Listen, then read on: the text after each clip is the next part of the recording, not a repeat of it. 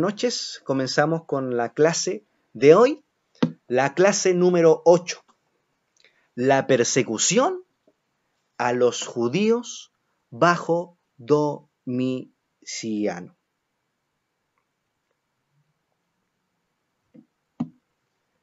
Fuimos viendo en distintas clases en relación al cristianismo y a los judíos. Vimos que no hay necesidad de hacerse judío para recibir, ¿verdad?, la salvación y el mundo por venir. Estudiamos los 7 preceptos en sus aspectos generales y que fueron confirmados en el monte Sinaí y en el concilio de Jerusalén en el año 50. Ahí en ese entonces, en este concilio, se le inquietaba a los gentiles que debían guardarse de toda impureza, idolatría, asesinato y de comer ahogado.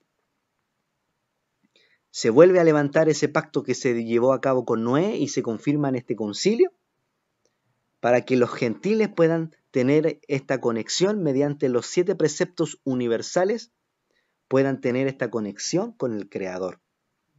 Se le dio, ¿verdad?, esta entrada a los gentiles. Por medio de Jesús, creyendo en Jesús, somos injertados, ¿verdad?, a la familia de Dios, a la familia del pueblo de Israel. Vimos durante las clases que hubo una separación también de los gentiles con los judíos,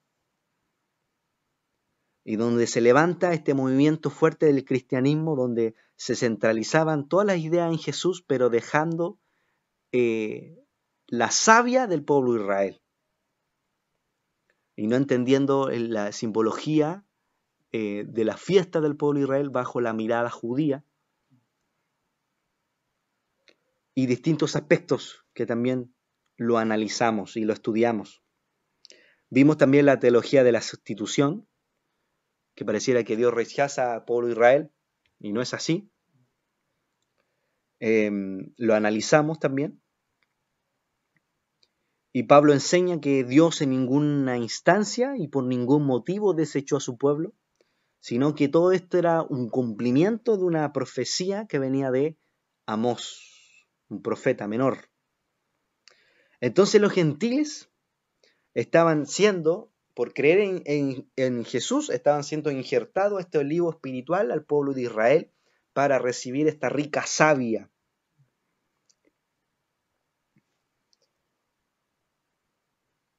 Y vimos también uno de los personajes cruciales dentro del movimiento judeo-nazareno, vimos a Timoteo, que estaba a cargo también de la mayoría de los gentiles. ¿Quién había sido discípulo de quién? De Pablo, de Shaul, ¿verdad? Y todos estos aspectos los fuimos analizando. Pedro, Juan, e incluso Jesús, ningún fue el motivo y afán de poder establecer una nueva religión. Por otro lado, esto es lo que... Perdóneme. Por otro lado, también analizamos el tema de que los maestros que enseñaban a los gentiles eran judíos. ¿Y qué le enseñaban? La Torá y los 7 preceptos universales. ¿Y qué pasó? Poco a poco los cristianos, debido a que los distintos líderes fueron desapareciendo, porque los romanos empezaron a perseguir a los judíos, los cristianos se fueron separando y desligándose totalmente del mundo judío, saliéndose de la rica savia, y donde vimos a distintos personajes cruciales que inventaron nuevas cosas, que inventaron el tema del Nuevo Testamento y todo esto, que es importante que en esta pequeña introducción podamos analizar. Y así se desligó totalmente, debido a esta gran persecución, desaparecieron todos los líderes que tenía el pueblo de Israel, se separaron todos los gentiles que se estaban convirtiendo a Dios, se desligaron totalmente de la identidad judía que tenían los gentiles en el primer siglo, creando esta nueva perspectiva del cristianismo y alejándose de la identidad de Yeshua, la identidad judía del pueblo de Israel. Y en esta clase número 8 vamos a ver a este varón Domiciano. Vamos a analizar todos los aspectos cronológicos, los aspectos de personajes relevantes y hitos, acontecimientos que fueron dando forma a toda la historia que vamos a ir viendo en clases posteriores. En esta clase vamos a ver mucho lo que es gráficos, vamos a ver líneas de tiempo para que usted pueda entender de mejor manera la clase de hoy. Había un historiador judío llamado Simón Dubnow. Este historiador mencionaba algo importante, usted lo puede buscar en Google, también lo va a encontrar. ¿Y qué él decía del primer siglo? Ocurrían casos en que algunos paganos abrazaban la fe judaica. Entre esos conversos hubo algunos familiares del emperador Domiciano. Después vamos a ver quién es Domiciano. Quienes cumplieron fielmente a los preceptos de la religión mosaica. Este historiador avala que había muchos paganos, había muchos gentiles que estaban abrazando la fe judía y que cumplían fielmente los 7 preceptos de la religión mosaica. ¿Ya? ¿Qué pasó en el año 70? Se destruyó el templo. Y en el año 73 hubo la caída de fortalezas militares judías. ¿Y quién intervino ahí? El emperador Vespasiano. Comienza a gobernar desde el 69 al 79 después de Cristo, comienza a gobernar con todo el imperio romano en un perfecto orden. Las comunidades judías nazarenas eran pequeñas y la gran mayoría se concentraban en Efeso, Antioquía y Jerusalén. Y como dijimos, los apóstoles judíos en su gran mayoría ya habían muerto. Se estaban quedando los gentiles sin liderazgo. ¿Y quién quedaba en ese entonces? Cuando empezaron a desaparecer los judíos, ya que fueron deportados, perseguidos, exiliados, quedó aquel famoso judío Yohanan, el Sheliach. ¿Qué quiere decir Sheliach? El enviado. ¿Quién será llamado como él? Evangelista. Y Timoteo, que ya era anciano, fue discípulo de verdad fiel de Pablo, a quien también Pablo circuncidó, también lo estudiamos en las clases de historia. Dirigía el destino del grupo judeo-nazareno. ¿Cuál es el grupo judeo-nazareno? De las personas que creían en Jesús, que eran judíos, que creían que Jesús era el Mesías. ¿Y dónde se estaba llevando a cabo este liderazgo? En Asia Menor. Y ahora entramos de lleno a lo que es la línea cronológica. Usted aquí ve varias cosas, pero lo vamos a ir viendo poco a poco. ¿Qué pasó? Aquí vamos a ver con el puntero poco a poco. Del año 66 hasta el año 73 después de Cristo, comienza a ser dispersado el pueblo de Israel. Comienza a ser perseguido, cautivo, encarcelado y siendo trasladado al hemisferio occidental.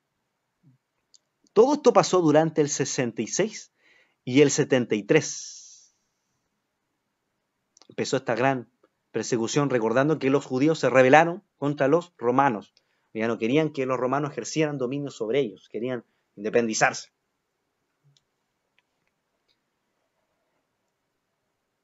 Desde el 69 hasta el 79 empieza a gobernar el emperador Vespasiano. Este hombre fue tolerante y respetuoso con la fe judía y con los judíos nazarenos que creían en Jesús, que creían en él, Yeshua. Este emperador fue totalmente, aceptaba esta fe judía sin ningún problema. Esto fue desde el año 69 hasta el año 79 después de Cristo. Ahora bien, ¿qué pasó en el 70? Todos sabemos, fue la destrucción del templo. Ahí el templo ardió en llamas. En el 73 después de Cristo fue la caída de las fortalezas judías. Y así poco a poco fue perdiendo terreno los judíos y nacieron distintos personajes que le van a dar la línea de tiempo y cronológica de lo que iba a surgir posteriormente. El gobierno de Vespasiano es del 69 hasta el 79. 69 empieza a gobernar Vespasiano y el 79 fallece este emperador.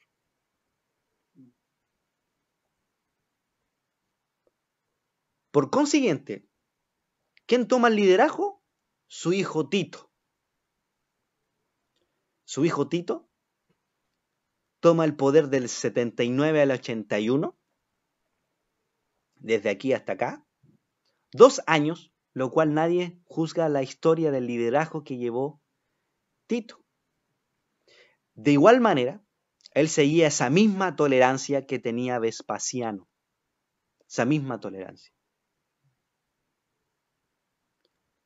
Si bien en el periodo de Vespasiano no se cobraba impuesto, pero no era obligatorio, lo mismo corría para Tito.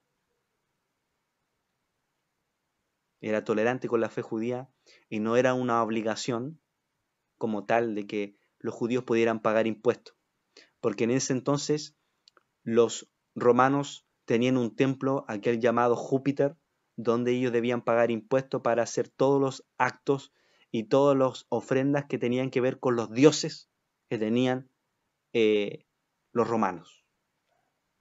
Recordando que los romanos tenían una identidad helenista, una identidad griega, ¿cierto?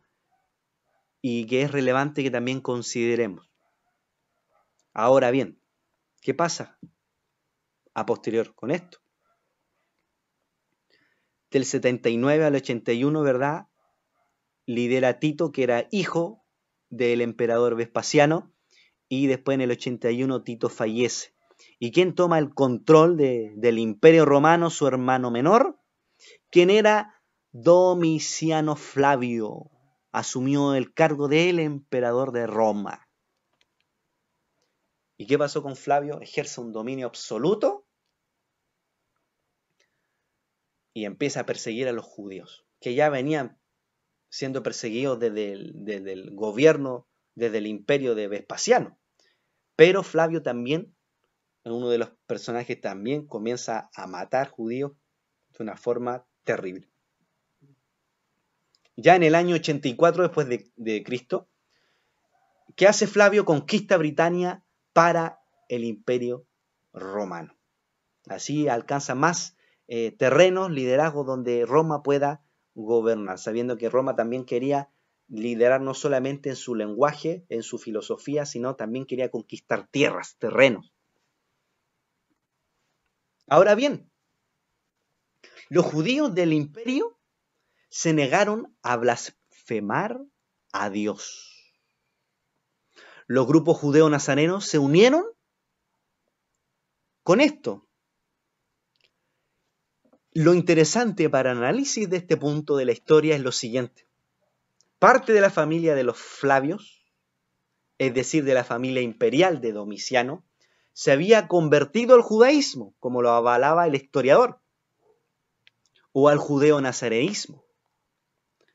¿Por qué decimos al judaísmo o al cristianismo?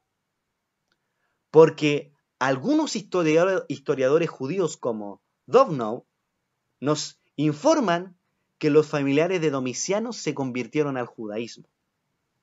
¿Qué decía, verdad, este historiador judío? Que estos familiares se convirtieron al judaísmo, pero según la historia cristiana, que le da otro foco según como el mundo cristiano le quiere dar, dice que ellos realmente se convirtieron al cristianismo.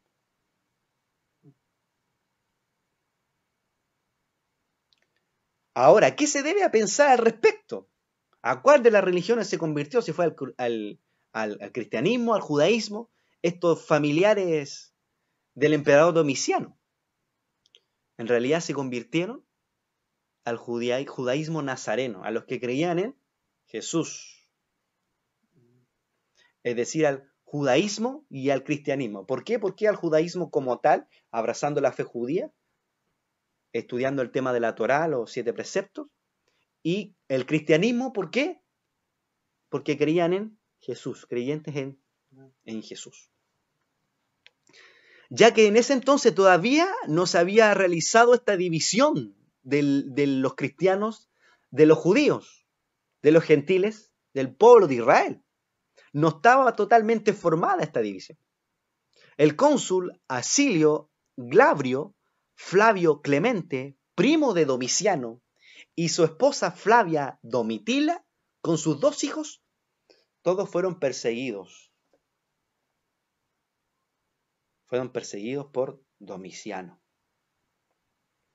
Domitilda fue llevada a la cárcel a la isla de Pandataria. Su esposo, Flavio Clemente, fue ejecutado. Ahora vamos a otra línea de tiempo, para ir entendiendo todos estos acontecimientos. Y nos hacemos la siguiente pregunta. ¿Qué sucedía ahora? Mientras tanto, dentro del judaísmo oficial y del judaísmo nazareno, entre paréntesis cristianismo. ¿Qué estaba aconteciendo en medio de todo esto del Imperio Romano, de las persecuciones y estos personajes que marcaron hitos importantes en la historia? ¿Qué estaba sucediendo ahora en el mundo judaísmo y en el mundo y en el cristianismo?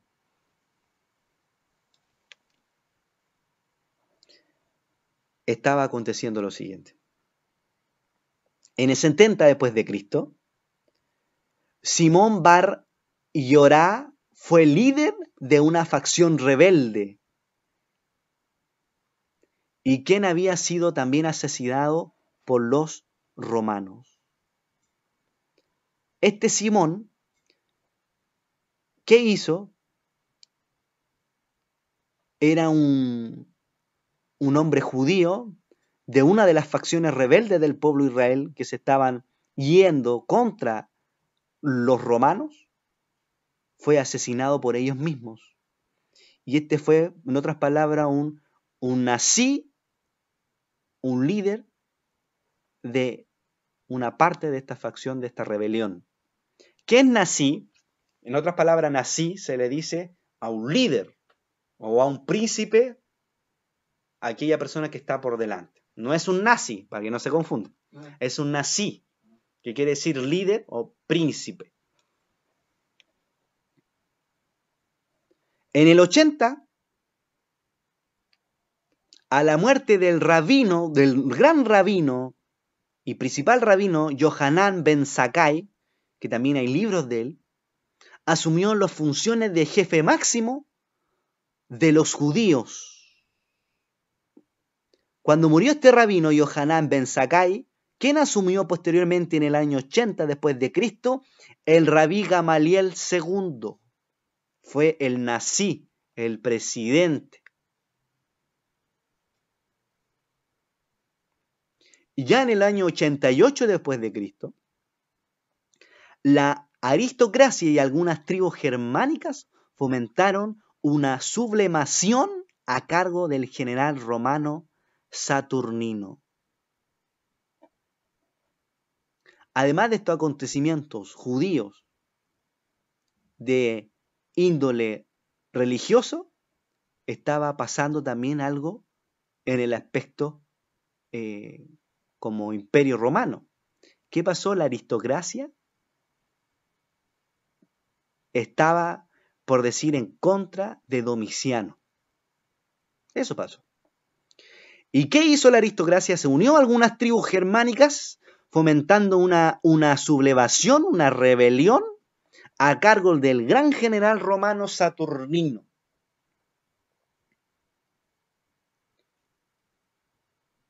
¿Pero qué pasó? Domiciano, como esta nobleza se involucró, persiguió, los mató y los deportó a distintas islas. Domiciano persiguió a los filósofos tales como Epícteto y Dion Crisóstomo,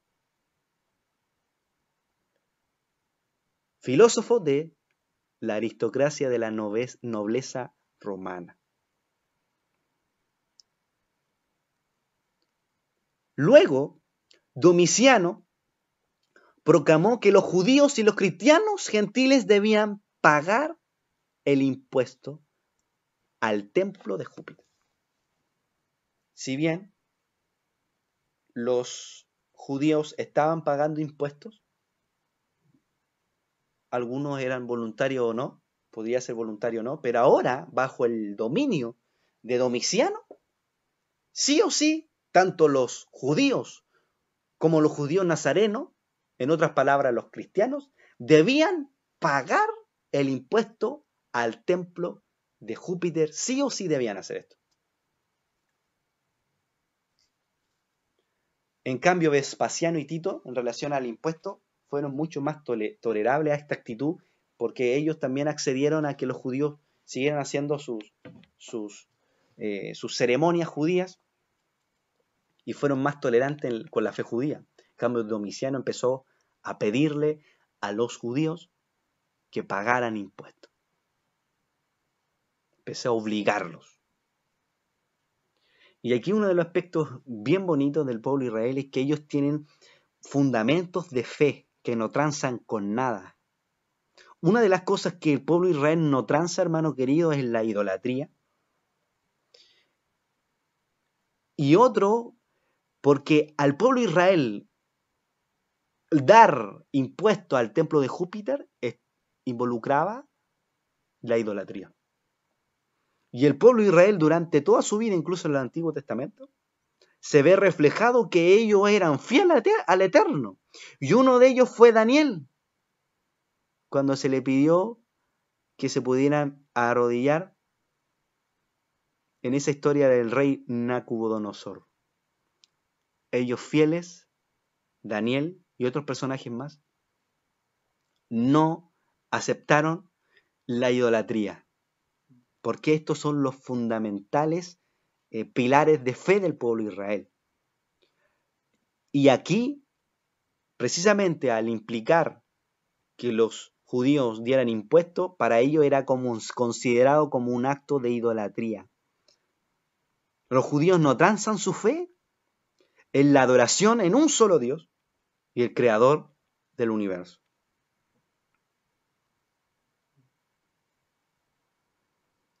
Esta era la fuerte creencia de los judíos. Estaban dispuestos a hacer esto. Y también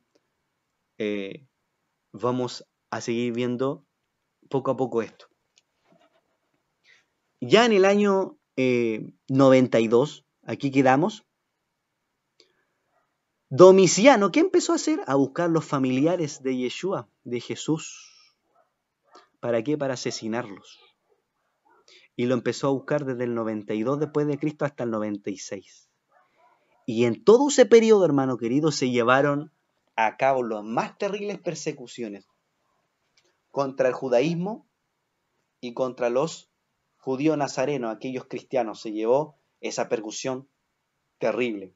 Principalmente sabemos que la persecución partió hacia los judíos, pero después también se llevó a cabo para los gentiles que creían y abrazaban la fe judía y que estudiaban la Torá y los 7 preceptos. Se llevó, hermano, esta gran persecución. Incluso varios de estos hombres que estamos mencionando, como Domiciano, como Tito, mataron más de 100.000 judíos, incluso más. Si usted se puede buscar en internet, en la historia, cuántos judíos mató Tito, cuántos judíos mató Domiciano, ustedes se van a encontrar unas cifras terribles. Una cantidad de judíos que murieron y cantidad de gentiles que abrazaban la fe judía murieron en este poder que tenían los romanos.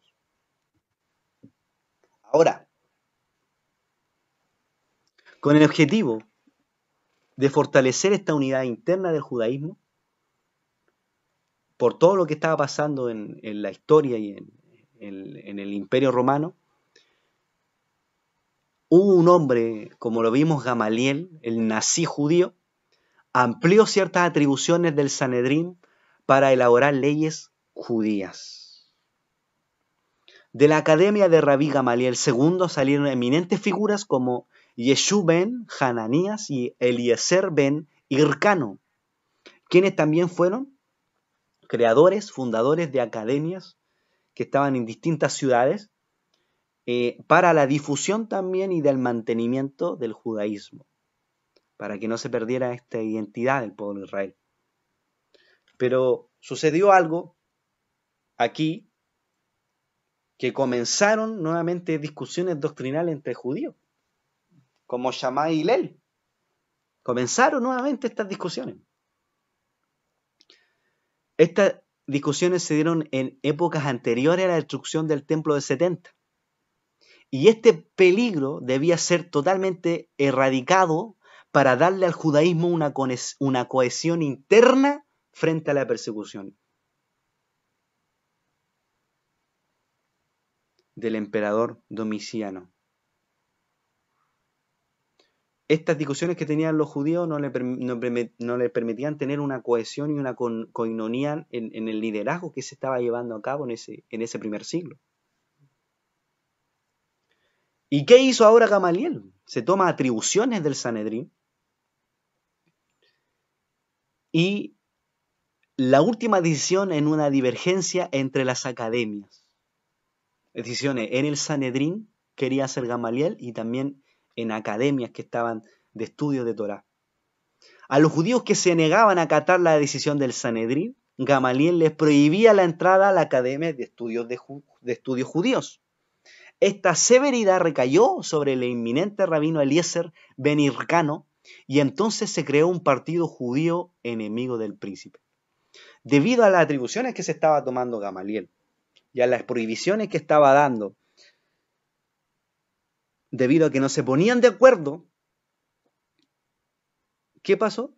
Se empezó como a dividir este partido judío, este Sanedrín, y se creó un partido enemigo de Gamaliel. El Sanedrín, debido a esta situación, reemplazó a Gamaliel y puso a un joven judío, Eleazar ben Asada, y Gamaliel pasó a ser solamente un miembro más del Sanedrín. De presidente pasó a ser un miembro. Y el Sanedrín, a ver esta actitud de humildad que tenía Gamaliel, lo restituye a este cargo de príncipe y dejan al rabino Eleazar ben Asada como secretario privado.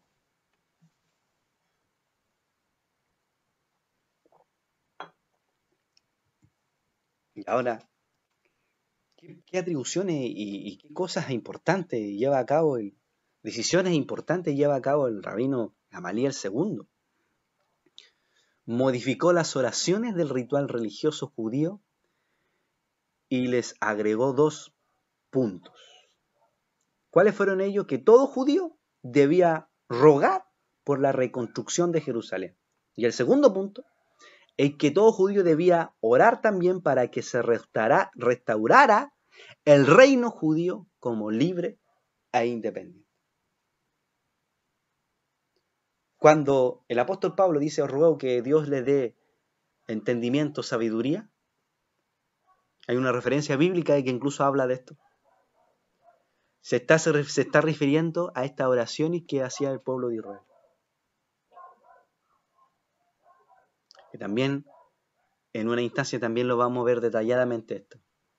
Pero cuando el apóstol Pablo hizo ruego a Dios para que le dé sabiduría, entendimiento, inteligencia, estas tienen como base crucial en las oraciones que hace el pueblo de Israel. Estos dos puntos, agregados al ideario religioso judío, implicaban una nueva efervescencia nacionalista a través de la religión. ¿Qué sucedía en el grupo judeo-nazareno? Vimos los aspectos, ¿verdad? Los aspectos judíos, lo que estaba pasando en el judaísmo como tal. Ahora, ¿qué sucedía en el cristianismo, en el movimiento judeo-nazareno? El judío romano Clemente dirigía desde el 90 después de Cristo los destinos del cristianismo naciente en la ciudad de Roma como jefe obispo.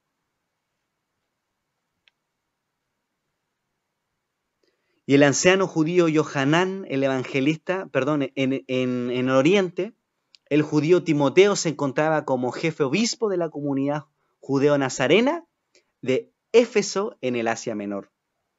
Y el anciano judío Yohanan, el evangelista, San Juan, el evangelista, escribió el Apocalipsis, donde lo estaba siendo desterrado en la isla de Patmos, por aquella orden directa de Domiciano, del emperador Domiciano.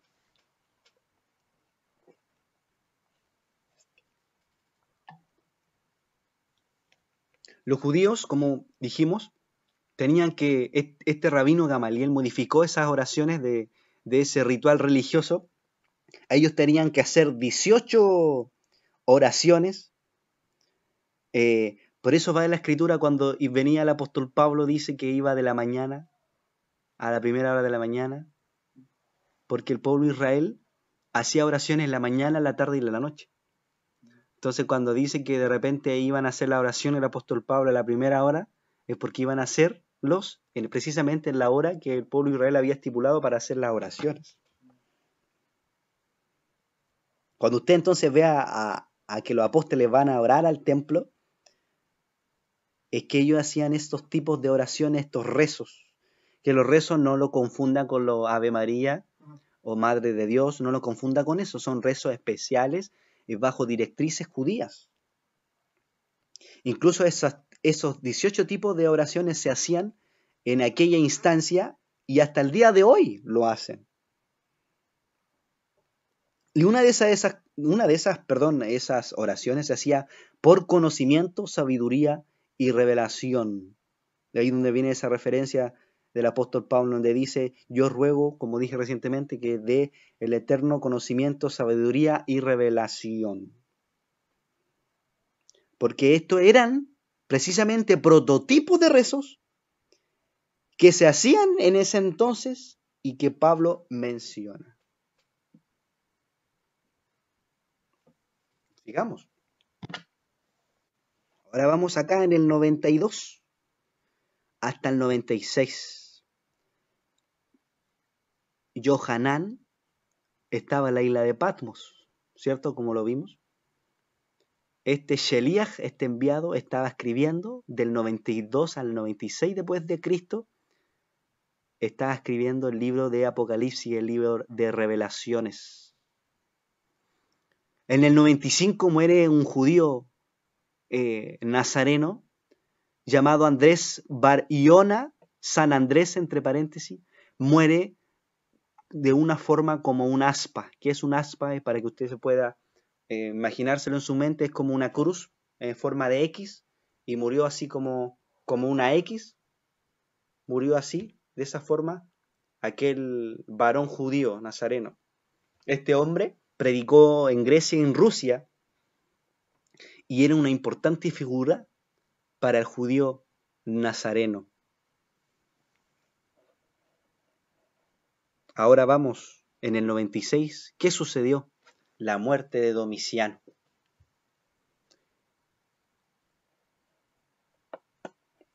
No sé dónde está el mouse. Aquí está. Entonces, ¿y quién asume ahora el gobierno después que muere Domiciano? Del 96 al 98 asume el gobierno Nerva, que también hace una de las más grandes persecuciones a los judíos y nazarenos, a los cristianos, del 96 al 98. Aquí, en el 97, en ese lapso de tiempo, muere Timoteo. Muere aquel obispo que estaba en esa comunidad judío nazareno, muere en un motín, en la persecución de los paganos de Éfeso. Dijimos que Nerva empieza a tener el Imperio Romano del 96 al 98 y bajo el reinado de Nerva y ya en Éfeso, Johanán escribe el cuarto evangelio. ¿Cuál es el cuarto evangelio?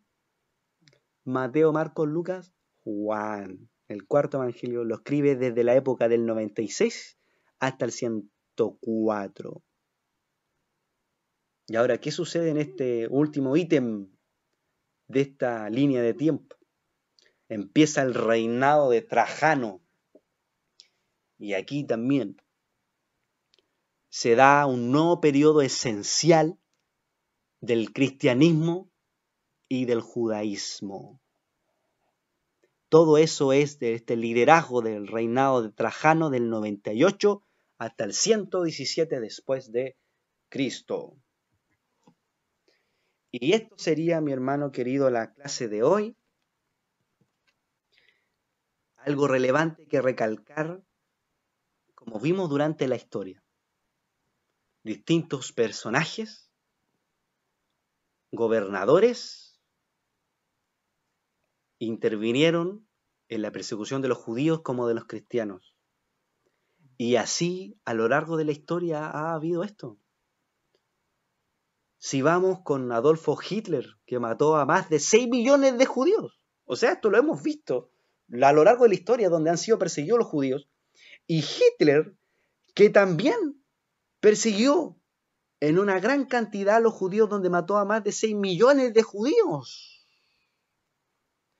¿Y usted sabe quién inspiró a este hombre, Adolfo Hitler, para matar a los judíos? Incluso los Hitler los mataba en un nombre crucial. Lo inspiró el jesuita Martín Lutero. Martín Lutero inspiró a Adolfo Hitler a matar a los judíos. Y adivinen qué nombre lo hacía. En el nombre de Jesús. Y ahí donde está nuestra ignorancia, hermano querido, de que, y se celebra Martín Lutero sin entender. Martín Lutero al principio amaba a los judíos. Después lo odió a los judíos. Y fue la inspiración de Adolfo Hitler para matar a millones de judíos. Y es que en base a este Martín Lutero, a quien se celebra el Día de las Iglesias Evangélicas el 31 de octubre.